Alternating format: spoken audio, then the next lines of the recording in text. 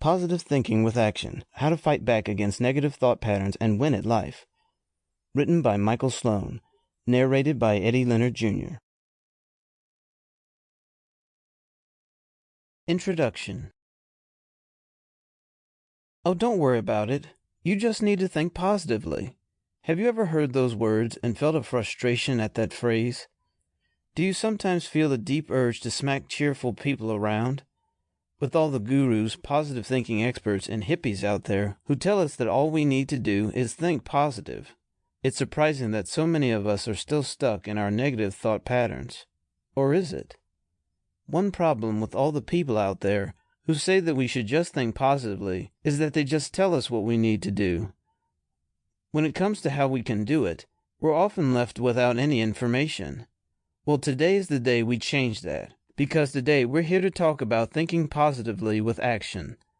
The goal of this book is to help you learn how to think positively and how to take actions that can help cultivate a healthy mindset of positivity.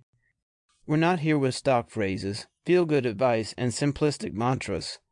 Rather, we're going to dig deep and really challenge the core concepts of what leads a person to think negatively. This book will cover 3 major areas that will lead to living a life of positive thinking with action. The first area is looking into the question of why we as people think negatively. The second section will talk all about how to root through the negative aspects in your own life and come to terms with the fact that change is necessary. Finally, in the third section, we are going to chat about just how we can take actions that will lead to living a healthier, more positive lifestyle. It's not going to be easy, but let's face it. If it were that easy, then a simple phrase would be all it takes to learn how to think positive. Let's get started. Chapter 1. Why are we negative? The first thing that we must face in our quest to learn to think positively is that most of us often think in a very negative manner. Why do we think so negatively? Well, it's a very complex answer, so it must be broken down into several large chunks.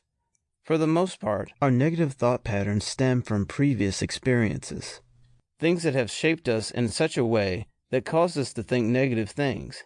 These negative experiences, especially at a young age, teach us what we believe to be truths, and as such, we live out these truths. Consider for a moment how we learn as children. When we look up at the sky and see a bird, we will point at it and say, "Bird." Our parents say, "Yes, you're right." Then we see an airplane fly by, and we point again and yell out, "Bird." Our parents Sample complete. Ready to continue?